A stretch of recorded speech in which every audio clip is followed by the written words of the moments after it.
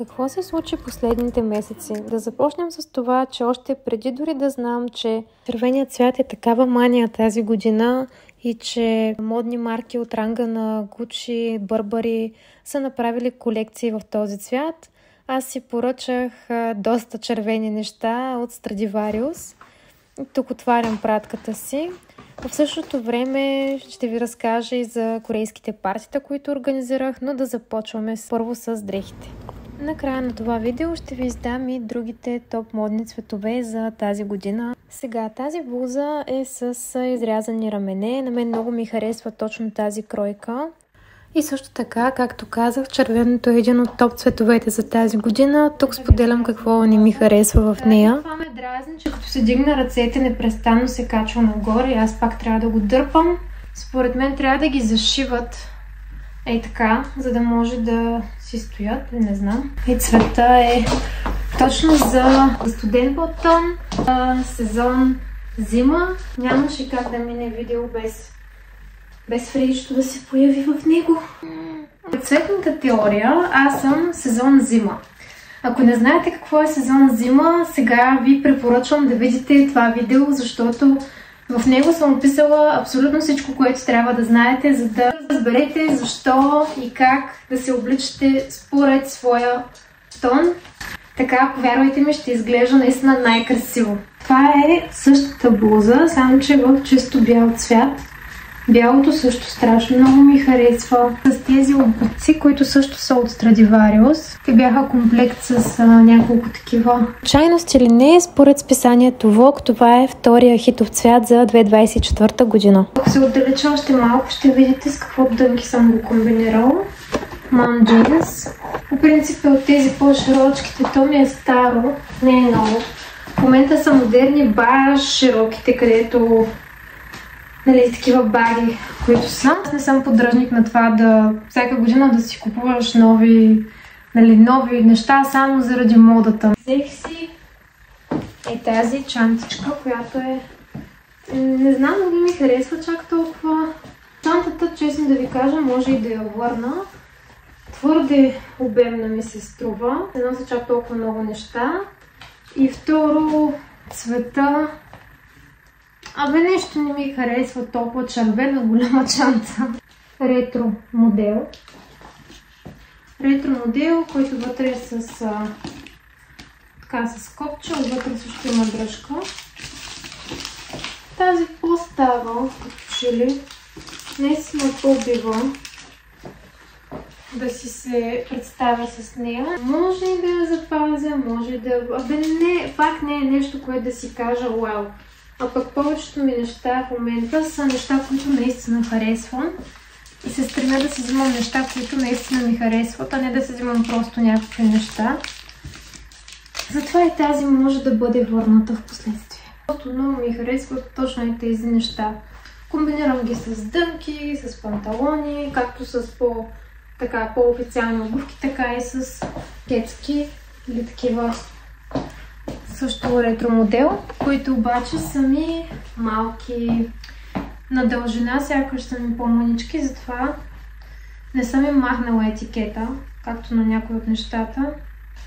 И най-вероятно ще ги изпратя, за да ми ги сменят. Ето я и черната, даже и така. Ето я и черната. Самата материя, между другото, е по-различна, отколкото на червената и на бялата. По някаква причина. Отново обиците не стоят никак зле. Тук имаме заснет кадър отдолу догоре, като имаме в предвид, че с аксесуари ще стои много по-добре.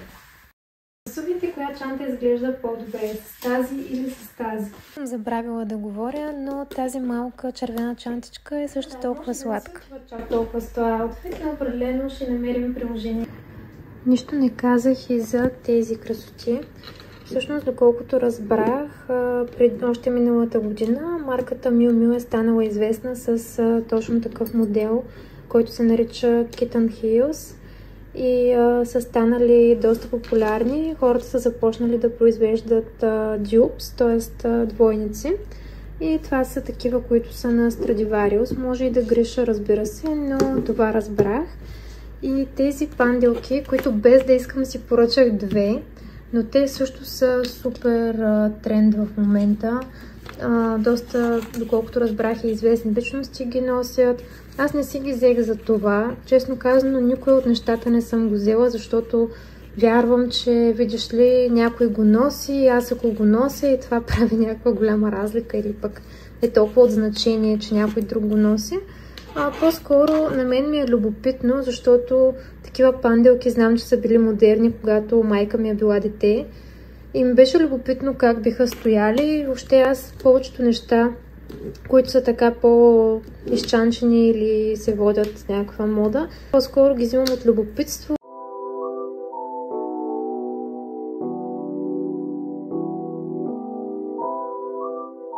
Човек трябва да носи това, което му харесва и го вдъхновява. Сега преминаваме и към другата тема.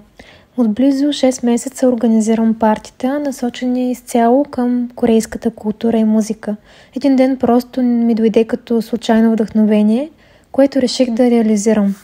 Започна като идея и се превърна в уникален спомен, нови приятелства и преживявания. Любимата музика на всички звучеше и на последното парти дойдоха невероятни изпълнители, на които съм супер благодарна, че се включиха.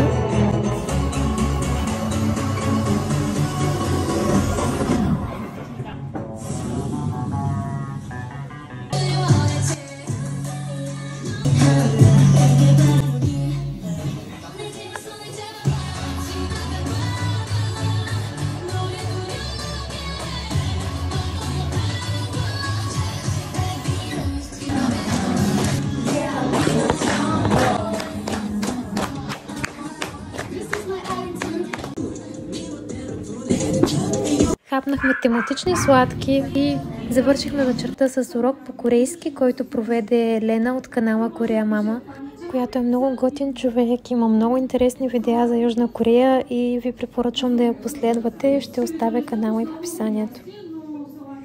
Връщайки се на предишната тема, в началото на видеото ви обещах, че ще ви разкрия кои са другите топ цветове за тази година.